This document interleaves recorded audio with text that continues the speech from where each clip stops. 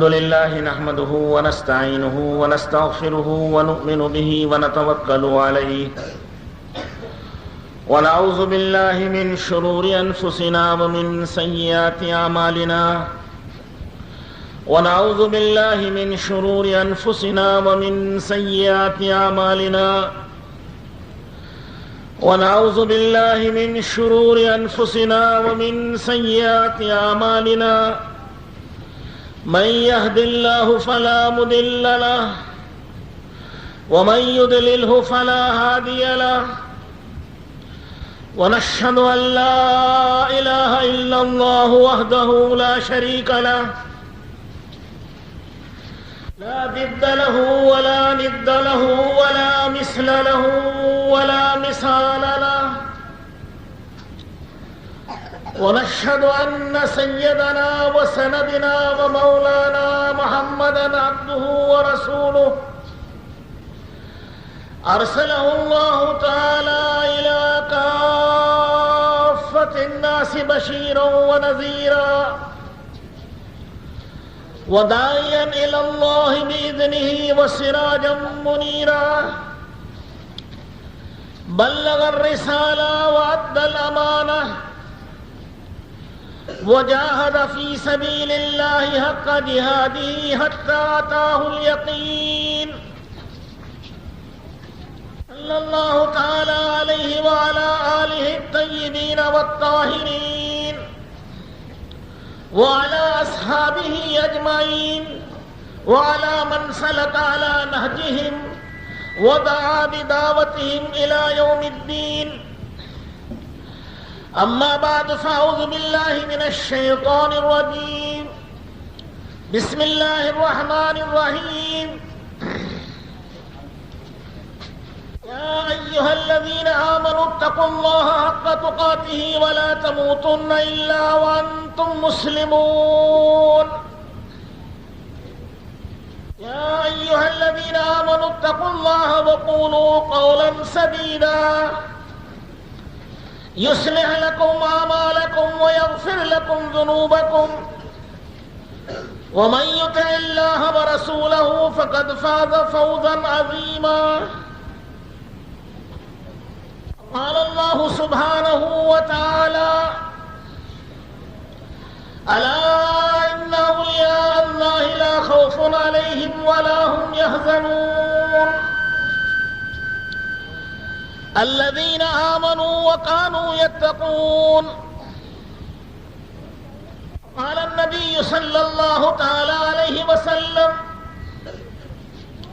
اذكروا هازم اللذات وقال النبي صلى الله تعالى عليه وسلم كنت كنزا مخفيا فأحببت أن أعرف فخلقت الخلق وقال النبي صلى الله عليه وسلم أول ما خلق الله نوري قال النبي صلى الله عليه وسلم إنما بعثت معلما وقال عليه الصلاة والسلام إنما بعثت لمكارم الأخلاق أو كما قال رسول الله صلى الله تعالى عليه وعلى آله وأصحابه وبارك وسلم تسليما كثيرا كثيرا بزرگان محترم اور نوجوانان عزیز اور محترم خواتین، اللہ جل شانہ و منوالہ کا فضل و کرم ہے کہ اللہ تعالیٰ نے ہم سب کو آج اس مبارک مجلس میں شریک ہونے کی توفیق عطا فرمائی۔ اس مبارک مجلس میں شریک ہونے کی توفیق نصیب فرمائی۔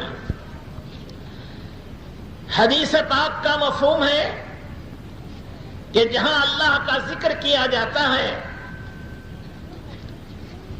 رسول اللہ صلی اللہ علیہ وسلم کا ذکر کیا جاتا ہے، فرشتے اس مجلس کو گھیر لیتے ہیں، رحمت کی بارش ان پر برستی ہے، سکینہ ان پر نازل ہوتا ہے، اللہ جل شانہ فرشتوں کی محفل میں ان کی تعریف کرتے ہیں۔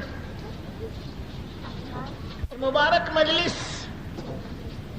اگر ہمارا بیٹھنا اللہ کو اس میں پسند آ جائے تو یہ ہماری مغفرت کا ذریعہ ہے اور ہماری نجات کا ذریعہ ہے۔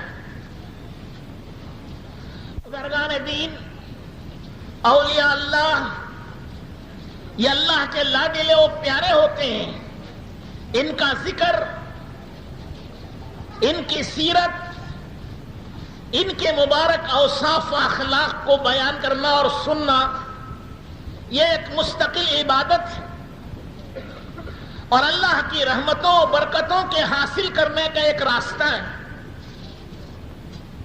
بزرگان دین اور اولیاء اللہ کے سندر و عرس کا مقصد یہی ہوتا ہے کہ سال میں ایک مرتبہ ان مبارک و مقدس بزرگوں کی سیرت پاک سنی جائے، ان کی مبارک زندگی کے حالات سنے جائیں اور اپنی زندگیاں اسی کے مطابق ڈھالی جائیں۔ آپ کے رنگ میں ہم رنگے جائیں، آپ کی عادتیں اور اخلاق کو سیکھیں، آپ بزرگوں کے نقش قدم پر چلیں اور ان کے راستے پر چلیں۔ دنیا میں جو ان کے راستے پر چلیں گے اور جو بزرگان دین اور اولیاء اللہ سے محبت کریں گے اور ان کے راستے پر چلیں گے، قیامت کے دن بھی اللہ جل شانہ ان بزرگوں کے ساتھ حشر کریں گے۔ قیامت کے دن انہی اولیاء اللہ کے ساتھ اٹھیں گے اور انشاءاللہ انہی بزرگوں کے ساتھ اور انہی اولیاء اللہ کے قدموں میں رہنے کو جنت میں بھی جگہ نصیب ہوگی۔ تو یہ سندل و عرس اسی لیے کیا جاتا ہے کہ سال میں ایک مرتبہ اپنے بڑوں کی، اپنے بزرگوں کی، اپنے پیر و مرشد کی اور اکابرین امت کی زندگیاں سنیں اور اس کے مطابق اپنی زندگیاں بنائیں۔ جو غلط راستوں پر ہماری زندگیاں پڑ گئی ہیں یا غلط عادتیں ہماری زندگی میں آ گئی ہیں، اس کو چھوڑ دیں اور توبہ اور استغفار کریں، اپنے بزرگوں کے راستے پر اور ان اولیاء اللہ کے سیرت پر اور ان کی زندگی پر عمل کریں۔ ایک حدیث قدسی ہے، اللہ جل شانہ ارشاد فرماتے ہیں کہ میں ایک چھپا ہوا خزانہ تھا، میرے ساتھ کوئی نہیں تھے۔ اللہ جل شانہ ہمیشہ سے ہے اور وہ ہمیشہ رہیں گے، ازلی بھی ہیں اور ابدی بھی ہیں۔ ازلی کہتے ہیں ہمیشہ سے رہنے کو اور ابدی کہتے ہیں ہمیشہ رہنے کو۔ جو ہمیشہ سے ہے اور ہمیشہ رہے گا اسے ازلی اور ابدی کہتے ہیں۔ حضرت امام غزالی رحمت اللہ علیہ جو اپنے زمانے کے سب سے بڑے پیر و مرشد ہیں اور سب سے بڑے متکلم اور ولی کامل ہیں، وہ ارشاد فرماتے ہیں کہ اللہ جل شانہ کی ذات ہمیشہ سے ہے اور ہمیشہ رہے گی، لیکن انسان یہ ہمیشہ سے نہیں ہے۔ جب ایک مرتبہ پیدا ہو گیا اب یہ ہمیشہ رہے گا، ازلی نہیں ہے لیکن انسان ابدی ہے۔ اب ایک مرتبہ پیدا ہونے کے بعد یہ ختم نہیں ہوتا، ہمیشہ ہمیش باقی رہتا ہے۔ ہزاروں، لاکھوں، کروڑوں، اربوں، خربوں، پدموں سال گزر جائے، الفاظ ختم ہو جائے، گنتی ختم ہو جائے، لیکن انسان پیدا ہونے کے بعد پھر کبھی ختم نہیں ہوتا۔ ہاں، جگہ بدل جاتی ہے، اس کے رہنے کی جگہ بدلتی رہتی ہے۔ ایک زمانہ تھا، یہ عالم ارواح میں تھا، جہاں سب کی روحیں جمع ہیں، وہاں سے اس کا انتقال ہوا تو یہ عالم فانی اور عالم دنیا میں آیا۔ جب یہاں سے اس کا انتقال ہوگا تو پھر یہ عالم برزخ میں جائے گا، جسے قبر کی زندگی کہتے ہیں۔ پھر وہاں سے منتقل ہوگا اور اس کا انتقال ہوگا تو یہ عالم آخرت میں جائے گا. تو اس طرح اس کے رہنے کی جگہ بدلتی ہے، آدمی ختم نہیں ہوتا. اسی لیے مرنے والے کو یہ نہیں کہتے کہ ختم ہو گیا، مٹی میں مل گیا، بلکہ یہ کہتے ہیں انتقال ہوا. انتقال کا مطلب ایک جگہ سے دوسری جگہ چلا گیا. یا کہتے ہیں وفات ہو گئی. وفات کا مطلب یہ ہے کہ اس نے اپنی دنیا کی زندگی کے دن پورے کر لیے. یا کہتے ہیں وصال ہو گیا، اگلی زندگی سے اس کا اتصال اور اس کا ملاپ ہو گیا. ہر لفظ یہ بتاتا ہے کہ انسان فنا ہونے کے لیے، ختم ہونے کے لیے، مٹ جانے کے لیے نہیں ہے، وہ ہمیشہ ہمیش باقی رہنے کے لیے. البتہ رہنے کی جگہ بدلتی رہتی ہے. کبھی عالم ارواح میں ہوتا ہے، وہاں سے انتقال ہو جائے تو اس دنیا میں اور دار فانی میں آتا ہے. یہاں سے انتقال ہو جائے تو یہ عالم برزخ میں جاتا ہے، جسے قبر کی زندگی کہتے ہیں. پھر وہاں سے اس کا انتقال ہو جائے تو وہ عالم آخرت میں جاتا ہے. تو اس کے رہنے کی جگہ بدلتی ہے، خود نہیں ختم ہوتا. تو بہرحال میں نے عرض کیا کہ اللہ جل شانہ ازلی ہیں اور ابدی ہیں، ہمیشہ سے ہیں، ہمیشہ رہیں گے. انسان ازلی نہیں ہے، ہمیشہ سے یہ نہیں ہے، لیکن ایک مرتبہ دنیا میں آ جانے کے بعد پھر یہ کبھی ختم نہیں ہوتا، ہمیشہ ہمیش کے لیے باقی رہتا ہے. تو اللہ جل شانہ ارشاد فرماتے کہ میں یہ چھپا ہوا خزانہ تھا، میرے ساتھ کوئی نہیں تھا. میں اکیلا اپنی طاقت، قوت تو خزانوں کے ساتھ تھا. میں نے چاہا کہ مجھے پہچانا جائے، میری عزت و عظمت کو پہچانے، میری طاقت و قوت کو پہچانے، میری کبریائی اور بڑائی کو پہچانے، جسے عربی میں معرفت کہتے ہیں، کہ میری معرفت حاصل کریں. تو میں نے مخلوق پیدا کی. کون معرفت حاصل کریں گے؟ کون اللہ کو پہچانیں گے؟ وہ اللہ کی مخلوق پہچانیں گے. سب سے پہلے اس مخلوق میں اللہ جل شانہ نے حضرت سیدنا و مولانا محمد الرسول اللہ صلی اللہ علیہ وسلم کو پیدا فرمایا. دنیا سے پہلے، جنت سے پہلے، لوح محفوظ سے پہلے، عرش و کرسی سے پہلے، قلم سے پہلے، ہر چیز سے پہلے آقا رحمت، سرور کونین، تاجدار مدینہ، احمد مجتبی محمد مصطفیٰ حضرت رسول اللہ صلی اللہ علیہ وسلم کو اللہ نے پیدا فرمایا. اور وہ پیدائش و ولادت ایک نور کی شکل میں تھی. وہ نور مجسم، اول تاخیر نور تھا. تو وہ نور رسول اللہ صلی اللہ علیہ وسلم کی ذات اقدس اللہ کے ساتھ رہی، ہزاروں سال تک اللہ کے ساتھ. اللہ جل شانہ تھے اور اس کا حبیب تھا، اس کے علاوہ اور کوئی مخلوق نہیں تھی. پھر اللہ جل شانہ نے اور مخلوق کو پیدا کرنے کا ارادہ کیا تو حضور اکرم صلی اللہ علیہ وسلم کے نور مجسم، اس نور کے فیض، اس نور کے فیض سے سب سے پہلے قلم پیدا کیا، پھر لوح محفوظ کو پیدا کیا، پھر عرش اعظم کو پیدا کیا، اور پھر ساری مخلوق پیدا کی. اب اس تفصیل میں جائیں گے تو رات گزر جائے گی، تفصیل نہیں ختم ہوگی. یہ اللہ تعالیٰ کی پیدائش و خلقت کی تفصیل ہے، جو اللہ نے کس طرح مخلوق پیدا کی. حضرت آدم علیہ السلام کو پیدا کیا وادی نعمان میں. بعض کہتے ہیں کہ وادی عرفات میں آدم علیہ السلام کو کھڑا کیا اور ان کی پیٹھ سے اور ان کی پشت سے قیامت تک کے آنے والے تمام انسانوں کو نکالا. قیامت تک جتنے اچھے برے، کافر و مشرک، مومن و مسلمان، جتنے قیامت تک آنے والے انسان ہیں، سب کو اللہ جل شانہ نے حضرت سیدنا آدم علیہ السلام کی پشت سے اور پیٹھ سے نکالا اور وہ سب چونٹیوں کی طرح چھوٹے چھوٹے میدان میں بھر گئے.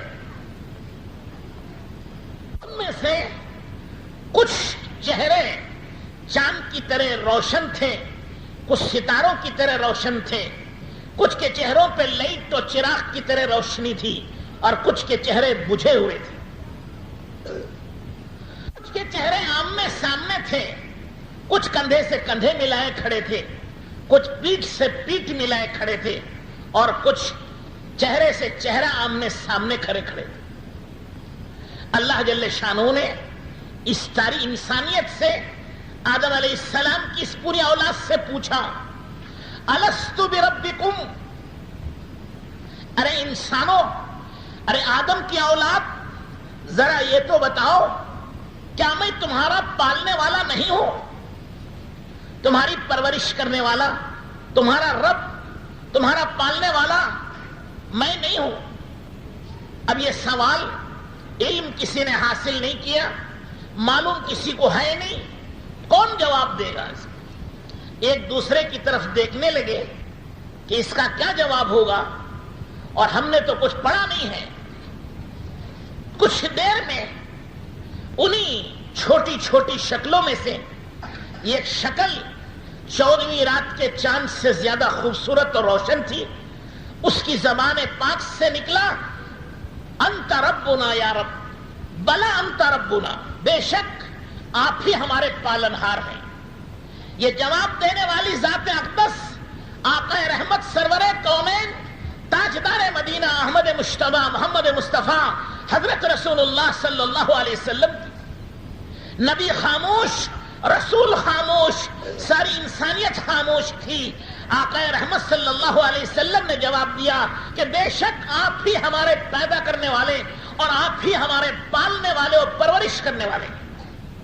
جب آپ کی زبان مبارک سے یہ نکلا تو تمام نبیوں نے کہا بلا انت ربنا یا رب. تمام نبیوں نے آپ سے سن کر, آپ سے سیکھ کر سب نے کہا کہ بے شک آپ ہمارے رب ہیں. پھر تمام مومنین نے بھی کہا. تو اللہ جل شانہ نے فرمایا, دیکھو تم سب نے اقرار کیا ہے کہ میں تمہارا پیدا کرنے والا, میں تمہارا پالنے والا, میں تمہارا جلانے والا, میں تمہیں زندگی دینے والا, اور میں تمہیں نفع پہنچانے والا, اور میں تمہارے حالات کا بنانے والا, اور میں تمہاری تربیت کرنے والا, سب کچھ کرنے والا میں ہوں اور اکیلا ہوں. وحدہ لا شریک لہ, وہ تنہا اور یکتا ہے, اس کا کوئی ساجھی اور شریک نہیں. مکے کے کافروں نے, مکے میں یہ دستور تھا کہ حسب نسب اور ان کا شجرہ بیان کرتے تھے کہ تم کس کی اولاد ہو. کوئی ناجائز اولاد تو نہیں, تمہارا باپ کون, دادا کون, کہاں جا کر تمہارا نسب نامہ ملتا ہے. اس عربی میں شجرہ کہتے ہیں. شجرہ کہتے ہیں درخت کو, اس کی جڑیں ہیں اور اس کا تنا ہے, پھر اس کی ہزاروں ڈالیاں اور پتے نکلتے ہیں اور پھول نکلتے ہیں, لیکن سب کی جڑ ایک ہوتی ہے. تو یہ معلوم کرنا چاہتے ہیں عرب کہ تمہارا شجرہ کیا ہے, تمہاری اصل کیا ہے, تم کہاں سے ہو.